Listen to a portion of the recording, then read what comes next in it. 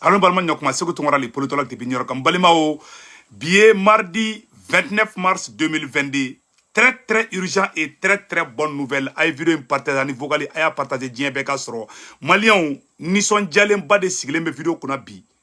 Malien bonne nouvelle folo e jumenye. Et Guinée on ka ministre do kumana anga Afrika bulla akoko Mali ni la jineche. Koni ala sonama ko baraw de beka ke. Ko bena terrain bolistra no e chemin de fer koko bara ke wala sa Mali ni Guinée ibise ka terrain boli ka bo Guinée kana Mali la chuga mina ko baraw bena damine. O bonne nouvelle folo ye. Bonne nouvelle flona ye muyam balimaw. Aywa INT mogo no ye fenga mogo ye Union Européenne mogo munu nga surasu bena formation na. Ugo ko le demain ke ko fo irisu ka ta ka bo Mali kono kube ko luga mogo be Mali surasi munu former ko lute baraka ni irisu ye. Aywa Mali gouvernement ko konu be fe ka to Mali kono ko Mali mana wororo kuma mun fo kube da odema ko lu keni jigila tegera ko ka gele ko lu ka to Mali kono o ba ira ka fo Assimi be fait ka ministre gain, Assimi be fait ka Union Européenne gain, Assimi bravo ala ka barato noya. Kana contraire nouvelle ni ministre ide Assimi. Bonne nouvelle samana jume balimao. Kanga surasu ye terroriste ma kemeni ma bisegin de fa anyo information soro à la minute anyo soro 100. Anya fa na kunu mokti dugu do be mokti marala dugu do be no ko yuwaru. O yuwaru o mara konana ko Mali surasu ko utaraye uye terroriste utara ko betugo ga songolo dumuni de sande utaru kumbe barala ku bunte fo ku desa ka ko beke donc balimaw ambe do don alibi ala ka barka do armée malienne na anya Mali kura min fo o Mali kura de be ka jo aywa Mali chambre de commerce patron ba o fana kumana ko malien be ki daga sinogo anga ministre de l'économie o mogo bela jele kumana ugo ko malien be ki daga sinogo ko songolo misaka amago be femunna ko Mali gouvernement keleme ka bela la ben sugu beke wala sa malien kana to Congo la et songolo wakati la ko beki daka sinogo ko tout va très bien ametla ko bela jelen kalam balimaou donc au bon nouvelle de baby ka fana awa ko marché be ka ke bide ambe oro na be ka kuma fe malien be ka ta boulevard de l'Indépendance la de ko premier ministre Choguel kanga se boulevard de l'Indépendance la dans quelques minutes agnon information soro ko premier ministre Choguel be ta boulevard de l'Indépendance la bide. Oh, c'est le français li bana 15h de 15h moins 5 de be Mali la 100. Donc bela jele mogo be yoro raita boulevard de l'Indépendance la de ko Sénégal de tagamala fo Sénégali kilo ba kelen kilo keme sabani kilo bi woro u yore tagama kana kumina Assimi fo ko Assimi ka barata bulukai ko Choguel ka barata bulukai aywa malien Choguel le milliard tanduru bora Qatar Canada Mali made aywa ko chaman be no bonne nouvelle chaman be no yana ngata nyafe mena bela jelen kala nyore fo bela jelen ngena yana ngata nyafe kanga surasu ye kunu suro anga surasu mokti marala aux alentours de mokti kanga surasu tagamatola ko terrorisme tara biunka c'est vrai anga information sur kanga surasu do bana mais kanga surasu ye repousser ka terrorisme ma keme ani ma bishegin kuyore faga ka chaman fara mine ko arrestation be sena sanno donc balimaou amba foko vraiment tare Mali surasu be ka malien sago kebi ayo malien nye mu fana comme nda mentikila mena information bela jele bo kayira awla ma fana ngo Mali ni Guinée che ngo chemin de fer de bena ke Mali ni Guinée che ne ma fode Guinée on ka ministre yele be ka kuma aw ne angala me nyongo fe cette relation parce que d'abord les deux capitales sont les plus proches dans la sous-région et aussi il y a des possibilités de faire des co-développements, des co-entreprises qui vont relier le Mali à la Guinée par le chemin de fer avec une zone franche portière. Pourquoi pas? Je pense que le Mali peut bien disposer d'une zone franche portière en Guinée et ensemble on va développer un chemin de fer qui va relier les deux capitales. Les pays ont intérêt à réfléchir à ça parce que la proximité, l'histoire, la géographie, tout ceci concourt à se connaître. Guinée présent no ye Mamadi Doumbia ye koni ala sonama kumena chemin de fer de ke trembolistra ko ka trembolistra ke Mali ni Guinée che comme ibet de don terrain kono dro ibeta yera soro fo Conakry Bamako ni Conakry ko ka trembolistra de bena jo ko baraw de bena damine Mali ni lajine che ko Guinéen ko kube sa Malien no fe kawa kute Mali la bla ko here kona be se Mali ma ko lajine ni Mali ku bolo be nyogon bolo de awa ou furule me jogo made awa malien bela jele flé donc amena munya fa bela jele ngena bonne nouvelle wara fana be no amena fana fa ngena ko Mali armée fengeke voilà ayora article refléora mais mettre la ka bela jelinka ko yuwaru dans la zone de Faramake yuwaru dans la zone de Faramake derrière le lac Debo et dans la région de Mokti ko anga mau tara anga surasu ou ye hélicoptère ou avion de combat ou de black ata terroriste kumbe dogo joro la ku bunte ou ye fagal daw kaka bo akilima o yoro kele fana tuguni anya metuguni ku ya accrochage da wuli boni Mokti mara yoro do ben non ku ya accrochage da wuli yoro la ko Mali armée ye terroriste ma kemeni ma bisengi de faga aw be ku mine tuko mo be ku mineti donc balimaw aw kana décourager ayeto aka armée ko aka to asimi ko modo yere nisonja ko jugu ko sene fana be ka bara soro malla ambe yoro na ko bi balimaw anyo fana information soro ambe tla ko boko da awka ay balimaw par rapport au sommet de la CEDEAO, sans vous couper, on a Ousmane Gawal Diallo, le porte-parole du gouvernement guinéen en ligne de Conakry. Vous savez que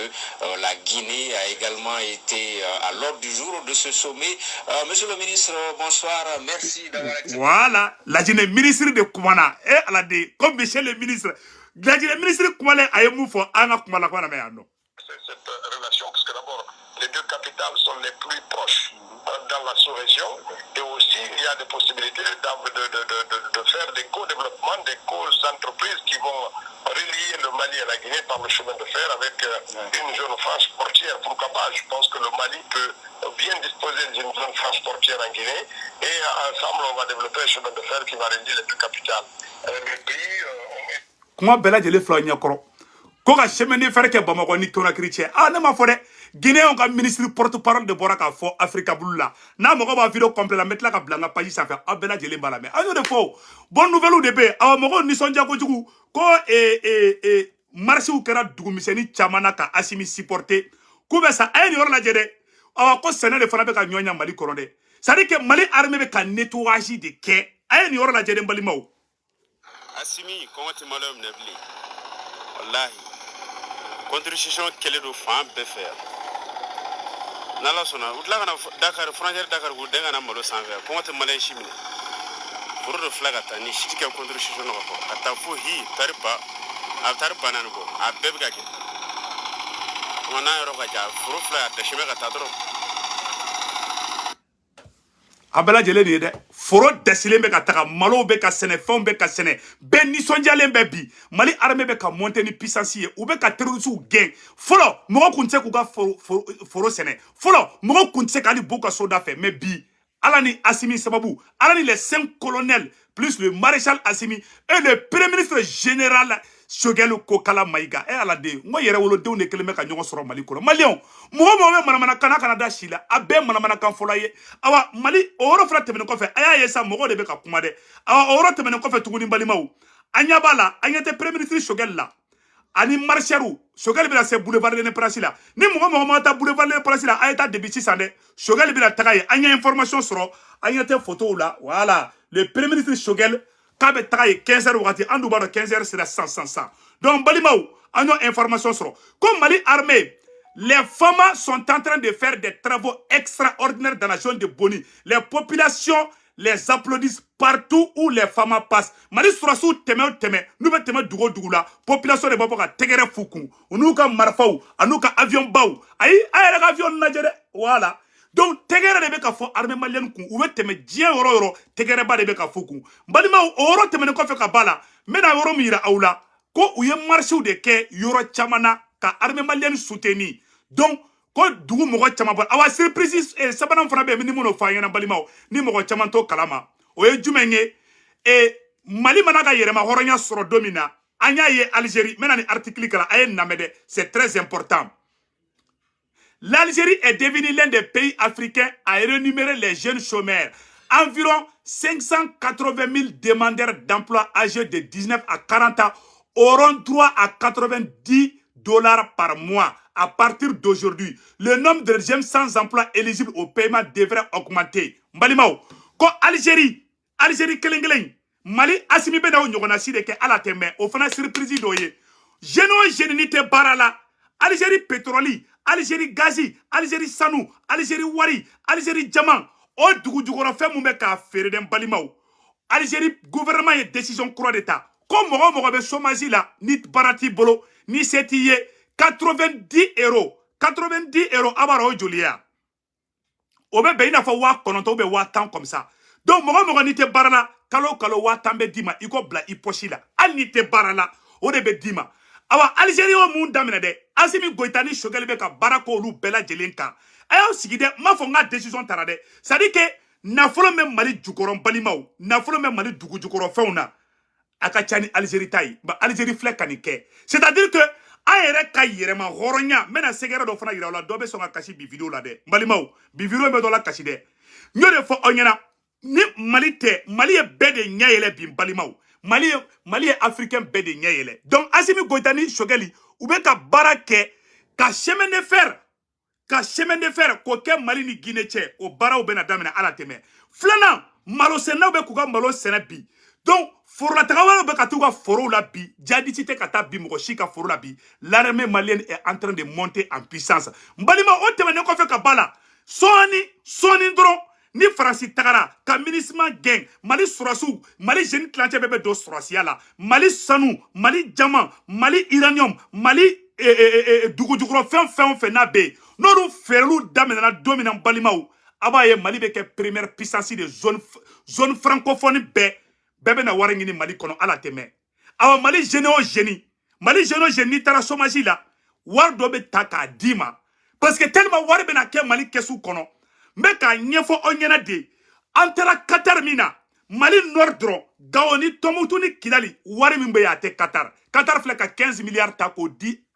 Choguel ma ko di Malima donc ka nyefo onyena mbalimaw ka nyefo o bela jelengena ko Mali be woro mina bi Mali be na ka yerema horonya de soro mais amano gonde amba munyu ambe kongo munyu ambe fembe munyu geleya bena djeguya ye geleya de ye Ameriki baka indépendance ta domina ka bon anglais bolo américain segena américain nyanina mais Ameriki kera première puissance ye muna parce que américain sona segedema awa malien aye son segema muna be kule la dongo do maro pili yere la poivron pili yere la po Paris laïti se ka sande jabate sande chaka jamadou jande malien a be mogo saralendi farasi keleme ka 20 milliards de ta ka di faso den jugu doma milliards mugane tanebe ka di Mali den jugu ma u ka assimila goshi u ka gouvernement na goshi aw kana da u ka kuma ulade ay to gouvernement ko akato Mali surasu ko bara tabolo kain malien wallahi nafolo be Mali kono be ka tiɲɛ de fɔ aw ɲɛna Algérie be na ka chômeur sara ala tɛmɛ awa don dɔ be kala malien bɛ so kelen sɔrɔ i yɛrɛ ye don dɔ be kala an bɛɛ be business kɛ an bɛɛ be kɛ nafolo batigiw ye Mali kɔnɔna parce que nafolo b'an fɛ Mali dugujukɔrɔ fɛn n'a fɔra ɲɛna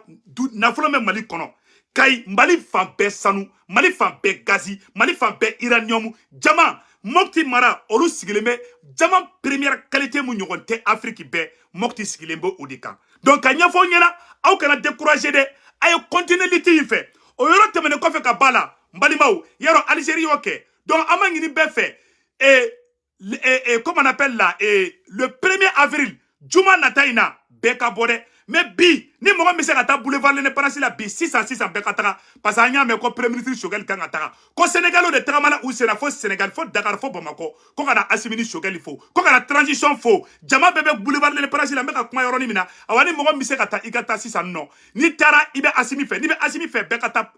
boulevard l'Indépendance la sisan n bɛ ka kuma fɛ yɔrɔ min na donc maliyɛnw o yɔrɔ tɛmɛnen kɔfɛ ka ba la k'a fɔ aw ɲɛna an bɛna bɔliba min kɛ le 1er avril no bebe juma natama ni juma seli bana be ka ta ɲɔgɔn sɔrɔ boulevard l'Indépendance la kuma ka damanama dɔrɔn an tɛ CEDEAO la bilen awa ani MINUSMA ka contrat a tɛ renouveler dɛ an bɛ MINUSMA gɛn ka Faransi gɛnna déjà Faransi dun ye MINUSMA de ni MINUSMA tora a bɛna fɔ Faransi tora yan an b'a deli Assimi fɛ MINUSMA ka contrat kan ka renouveler kalo damanama dɔrɔn Assimi kana sɔn ka renouveler dɛ a k'u bɛɛ gɛn u ka taga bɔ Mali kɔnɔ maliyɛnw mena yɔrɔ dɔ fana kalan an bɛ lo lamɛn ɲɔgɔn fɛ n y'o de fɔ an na n ko baraka bɛ Mali fɛ dɛ Mali ye duwawu jamana de dɛ maliyɛnw Union européenne mɔgɔw a filɛ nin ye Joseph Borrell ni ye Union européenne ɲɛmɔgɔba de a ko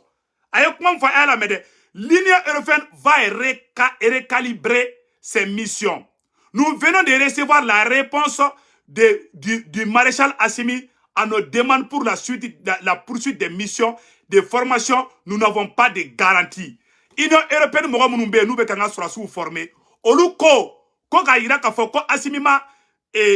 kumakan jɛlen fɔ olu ɲɛna k'olu y'a fɔ Assimi ɲɛna tubabu ka Union européenne ɲɛmɔgɔba de filɛ ko Joseph Borrell a ko k'olu y'a ɲini Assimi fɛ ko irisiw ka sɔrɔsi mɛ Mali kɔnɔ k'olu tɛ se ka Mali sɔrɔsiw former k'olu ni irisiw ka sɔrɔsiw ka opération kɛ ɲɔgɔn fɛ Assimi ko n'a ko k'aw ɲɛ tɛ da irisiw kan a ye taa ka bɔ Mali kɔnɔ Assimi y'o de f'u ɲɛna dɛ Assimi ko Union européenne mɔgɔw ma u ka UNTM mun bɛ an ka sɔrɔsiw former u ko k'olu bɛ fɛ k'olu ye Mali sɔrɔsi fɛn fɛn former k'olu kana baara kɛ ni irisiw ye ko parce que k'olu tɛ irisiw fɛ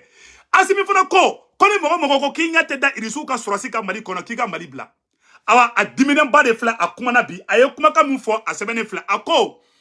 l'Union européenne va recalibrer ses missions Borrell nous venons de recevoir la réponse du maréchal Assimi à nos demandes pour la poursuite des missions et de formation. Nous n'avons pas de garanties nécessaires pour continuer à déclarer Joseph Borrell lors d'une audience devant le Parlement européen. Parlement européen na a taara fɔ bɛɛ ɲɛna ko Mali ɲɛmɔgɔw ko k'u tɛ irisiw kɔ bila dɛ u ko de ko f'an k'an sen bɔ irisiw sen na ko bien ko Union européenne mɔgɔw bɛ taga ka bɔ Mali kɔnɔ Assimi ko ayiwa ko sira filɛ dɛ Assimi ko ma ko sira filɛ k'aw bɛ se ka taga dɛ ko irisiw ko bouge pas ko irisiw tɛ taa ka bɔ Mali kɔnɔ awa Assimi ni irisiw bɛ ka baara kɛ awa maliyɛndenw nisɔndiyalen bɛ bi mɔgɔw bɛ k'u ka malo sɛnɛ bi mɔgɔw bɛ ka nisɔndiya bi duguw bɛ ka libéré bi mɔgɔw bɛ ka taa suguw la bi an b'a fɔ tare tare mɔgɔ minnu bɛ ka kule bi ko transition gɛnna dɛ a don ta a bɔ tan dɛ maliyɛnw aw kana da u la dɛ u saralen de bɛ ka wari d'u ma u ka to ka galon tigɛ k'a nɔrɔ Assimi la u ka to ka galon tigɛ k'a nɔrɔ Choguel la awa mɔgɔ fana bɛ transition fɛ ka bɔ dɛ ko Choguel sara ka ca a y'a kuma ninnu jɔ dɛ a bɛ ka juguw ka kuma de fɔ Choguel taara 15 milliards ta ka na n'a ye an mago tɛ dɛ a y'an ka transition mɔgɔw to yen dɛ soit i ni transition bɛɛ ou bien ka taa fara jugu kan an tɛ kɔfilani ko ninnu na i bɛ yan fɛ i bɛ yan fɛ an t'o ko ninnu na dɛ donc soit tu es avec la transition soit tu n'es pas avec la transition Ni bɛ transition fɛ an ka transition dɛmɛ mais les petits détails là les mesquineries là karisa sara ka jigin dɛ an bɛ tan dɛ an t'o logique la bilen dɛ i m'a ye ne tɛ fɛn fɔra CNT ma bilen i m'a ye ne ye CNT den kɛrɛfɛ ni mɔgɔ bɛ transition fɛ nin wagati nin kɔnɔna na nin moment nin kɔnɔna na parce que Mali bɛ ka yɛrɛma hɔrɔnya de ɲini sisan hali jakuma min bɛ transition na hali soso min bɛ kuluba a y'a bɛɛ supporter ni bɛ transition fɛ kuma misɛnmisɛnnin ninnu dɛ ah non an ka kɛ tan a y'a kuma ninnu ka ɲi ten koyi c'est bon an bɛ yɔrɔnin min na sisan an b'u soutenir an bɛ yɔrɔ na sa ni fɛn min man ɲi u yɛrɛ ma an k'o fɔ ni fɛn b'a to Mali bɛ bi an ka fɔ a y'a kɔlɔsi nin yɔrɔ la mais juguw bɛ ka kuma min fɔ n'an sigir'o kan an bɛ ka juguw ka baara de kɛ parce que fasoden jugu dɔw bɛ yen u tɛ Mali fɛ Mali ka libéré a man di dɔw ye Amadu Kufa fagali o bɛ dɔw dɛsɛ ka sinɔgɔ koyi yala an ye karamɔgɔ dɔw ye o bɛ ka kule fan bɛɛ donc an tɛna da don kuma caman na an bɛ ka mun ɲɛfɔ Mali libérali a bɛ kɛ crise karisa kɛ ka dɔ faga hali a tɛ mɛn n bɛ ka tiɲɛ de fɔ aw ɲɛna koyi Mali bɛ ka yɛrɛma hɔrɔnya sɔrɔli min kɛ a dusukasi bɛ dɔw faga hali a tɛ mɛn bilayi tala caman bɛ taga ji woyo fɛ hali a tɛ mɛn n bɛ ka tiɲɛ de fɔ aw ɲɛna le fait que Mali bɛ ka yɛrɛma hɔrɔnya sɔrɔ Mali ka victoire aw b'a mɛn ko dɔ sara koyi n b'a fɔ kuma nin fɔ aw ɲɛna dɛ n bɛ ka tiɲɛ de fɔ aw ɲɛna koyi dusukasi ani jigilatigɛ minnu yɛrɛ kun ni dalen bɛ ko fɔ Mali bɛɛ ka ci olu ka hɛrɛ sɔrɔ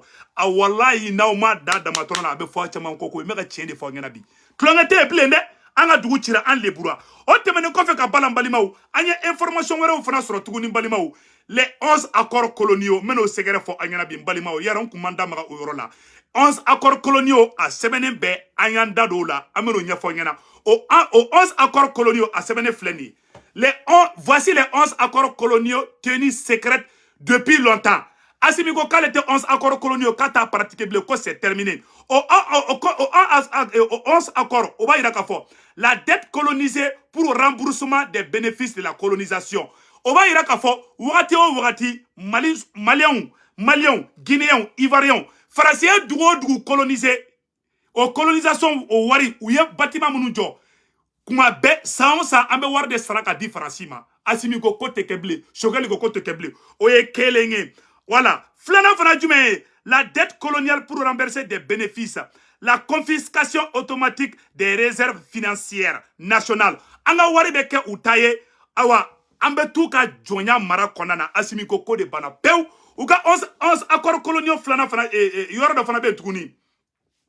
l'obligation de faire du franc CFA du français la langue officielle des pays. L'obligation d'utiliser le franc CFA. L'obligation d'envoyer en France un bilan annuel. An bɛ waro sɔrɔ an b'a bila ka taa Faransi an ka bilan annuel an bɛ sɔrɔ min kɛ an bɛ taa dan tigɛ Faransi ye o de bɛ 11 accords coloniaux kɔnɔna na n balimaw ni n y'a bɛɛ kalan dɔ bɛ kasi bi o 11 accords coloniaux kɔnɔna na an san o san an bɛ wari dɔ di Faransi ma n'an b'an ka pétrole feere n'an b'an ka gazi feere n'an b'an ka sanu feere o wari min bɛ na Mali kɛsu la a bɛ passer Faransi de fɔlɔ fɛ Faransi b'a ka tata bɔ a la Faransi de b'an ka sanu feere Faransi de b'an ka pétrole feere Faransi de b'an ka fɛn o fɛn n'a mago b'a la Faransi de b'a feere ni Faransi y'a feere Faransi bɛ tila k'a ka tɔnɔ bɔ a la ka sɔrɔ ka dɔɔni di Mali ma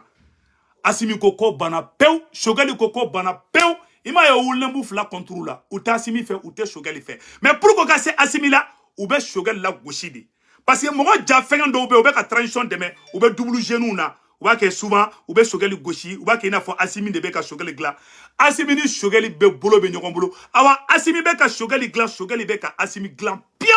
décision caman bɛ ta i bɛ taa sɔrɔ Choguel ka décision don décision caman bɛ ta i bɛ taa sɔrɔ Asimi ka décision don u bɛ ɲɔgɔn compléter de awa ala sago aw sago awa maa si tɛ se k'u fara ka bɔ ɲɔgɔn na n'i ko k'i tɛ Choguel fɛ dɔrɔn o kɔrɔ k'i bɛ transition contre la n'i ko k'i tɛ Asimi fɛ dɔrɔn o kɔrɔ k'i tɛ transition contre la Fuseni ni Lansana de don awa nafigi si tɛ na k'i bɛ ninnu fara ka bɔ ɲɔgɔn na ka na dɔrɔn non Asimi ka ɲi Choguel de ma ɲi o ye nafigiya kan de cɛ i bɛ don a la an bɛ bɔ an bɛ yira bɛɛ la awa bɛɛ b'a daji tu kun la pion an balima o yɔrɔ tɛmɛnen kɔfɛ ka bɔ a la n bɛna sɛgɛrɛ kelen fana ɲɛfɔ aw ɲɛna a ye nin yɔrɔ lajɛ dɛ l'obligation renoncer à toute alliance militaire avec d'autres pays, sauf autorisation de la France. Qu'on est accord colonial colonial, qu'on a fait que Djembaga Keni Sorasi Jamana o Jamana ye, qu'on est francima son, quand est Jamana munga coopération ke, ko amangan ko ke, asimio o bo kari pop, oba iraka foko francima djien halibi. Faransi dusu kasira bi Asimi Faransi lebu de Asimi to jamana bɛɛ de lebu ki daji tu kun camancɛ la lajinɛkaw olu ni Mali bolo bɛ ɲɔgɔn bolo bi Guinée président ko k'a bɛ sa Asimi nɔfɛ Guinéen ko k'u bɛ sa Asimi nɔfɛ Sénégalais ko k'u bɛ sa Asimi nɔfɛ Ivoirien ko k'u bɛ sa Asimi nɔfɛ Béninois ko k'u bɛ sa Asimi nɔfɛ Togolais ko k'u bɛ sa Asimi nɔfɛ n balimaw Asimi kɛlɛ ka Afrique bɛɛ de ɲɛ yɛlɛ Asimi ni Choguel n balimaw k'a yira aw la fɔlɔ o fana tɛmɛnen kɔfɛ ka bɔ a la tuguni Guinée fɛngɛ Togolais ko CEDEAO bɛ ka bin Asimi kɔnɔ ko CEDEAO ka sabali dɛ ko ni CEDEAO bɛ Mali fɛ ko CEDEAO kan ka fara Mali kan de ko ka taa terroristes kɛlɛ Togo ministre des affaires étrangères a bɔra k'a fɔ ko Bougari a photo bɛ an bɛ tila ka photo yira la les 11 accords coloniaux ko l'obligation de s'allier avec la France en cas de guerre u kɛlen bɛ ka 11 accords coloniaux mun sɛbɛn ko ni guerre kɛra Mali la ou bien a kɛra Lajinɛ ou bien a kɛra Sénégal ou bien a kɛra Côte d'Ivoire jamana o jamana ni Faransi y'a coloniser ko ni guerre wulila ka dugu la Faransi armée bɛ se ka na hali ni Mali m'a demandé dɛ hali ni Côte d'Ivoire m'a demandé dɛ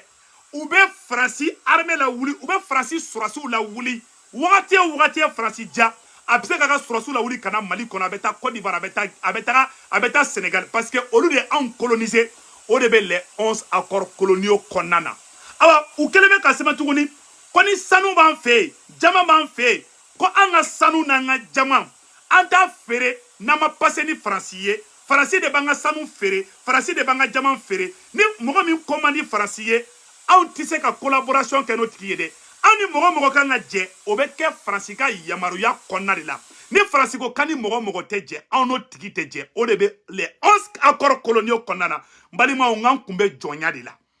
na an bɛ fɛ ka teriya kɛ ni jamana min ye an bɛ taa an sara Faransi de la ni Faransi sɔnna an bɛ teriya kɛ n'o jamana ye ni Faransi ma sɔn anw tɛ teriya kɛ n'o jamana ye Côte d'Ivoire b'o kɔnɔ Mali b'o kɔnɔ Benin b'o kɔnɔ Togo b'o kɔnɔ Sénégal b'o kɔnɔ o jamana bɛɛ lajɛlen ni Faransi ko ale ma sɔn k'i ka jɛɲɔgɔnya kɛ ni jamana min ye e tɛ sɔn o ma o de bɛ les 11 accords coloniaux kɔnɔna na Modibo Keïta y'a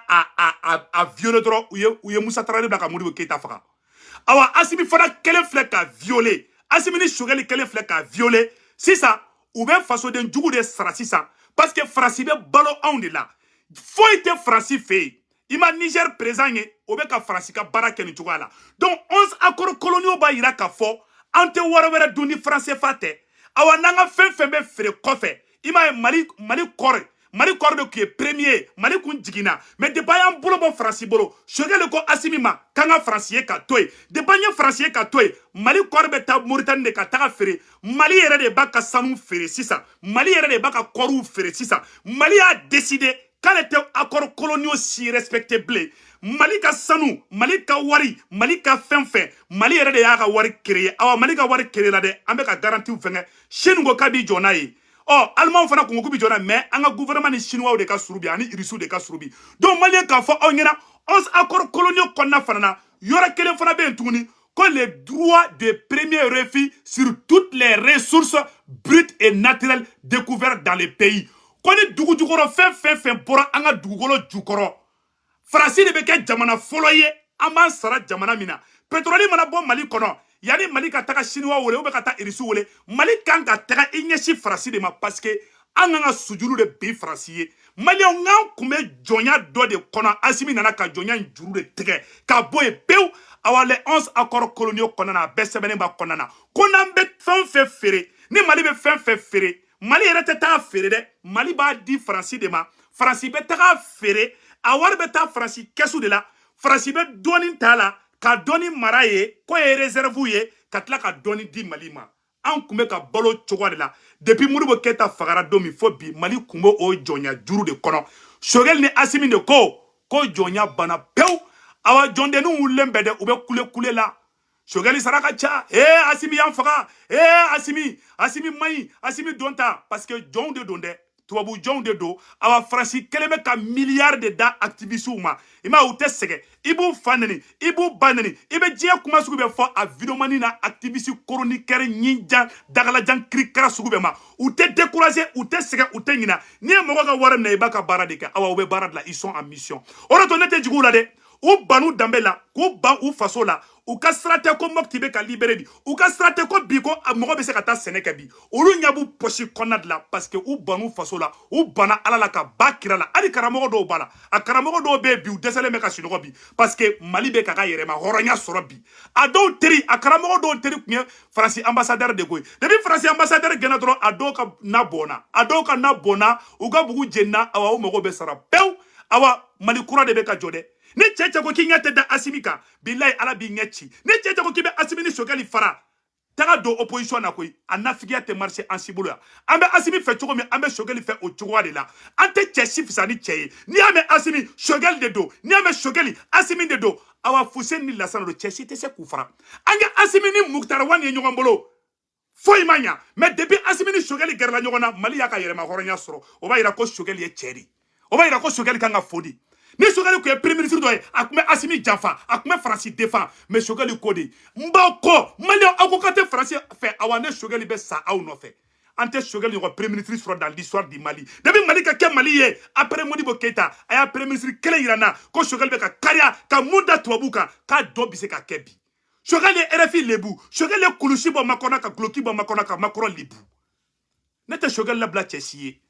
Ni mun bɛ jahiliya kɛ la t'i ka jahiliya kɛlɛ kɛ. Ni tɛ Choguel fɛ, awa Segu Tunkara ni n ka bazoka de jɔlen bɛ. Argument contre argument, n ti fa neni, n ti ba neni, mais n b'a yira i ye den qualité min ye. A nanbaratoya, a jahiliya, a piya ɲini, a hasidiya. Parce que ni farafinw farala ɲɔgɔn kan, bilahi dɔw yɛrɛ siya de man ɲi, dɔw tɛ bɛn fɛ. An n'aw farala ɲɔgɔn kan, aw bɛ ka avancer dɛ. Dɔw bɛ fɛɛrɛ kɛ cogo bɛɛ de la ka na ni jeune dɔ ye walasa ka na ni farafarali ye. O mɔgɔw bɛ hali sɔrɔsiw yɛrɛ la. N ye ci fɔ sɔrɔsiw dɔw ɲɛna, n ye ci fɔ a activiste kirikara dɔw ɲɛna k'u bɛɛ bila u place la. Nafigiya tɛ marché dɛ, an bɛ Mali kura de la. Mɔgɔ goyara ye cogo cogo, n'a bɛ ka faso jɔ, i bɛ tugu faso ko de kɔ. E yɛrɛ ba kun tɛ foyi ye. I ye Segu Tunkara fa neni, i ye Segu Tunkara ba neni, n'i ye Mali jɔ daminɛ don min na Segu Tunkara bɛ tɛgɛrɛ k'i nɔfɛ. Ne tɛ foyi ye, Mali ka bon ni ne ye, Mali ka bon ni ne Segu Tunkara ka bon ni e ye. An ka Mali bila an yɛrɛ sanfɛ. E yɛrɛ ba kun tɛ foyi ye, e bɛ se ka Mali to yen. E bɛ se ka Mali to yen, Assimi bɛ se ka Mali to yen, Choguel bɛ se ka Mali to yen. Maliyɛnw f'a ka faso kanu de dun a dusukun na.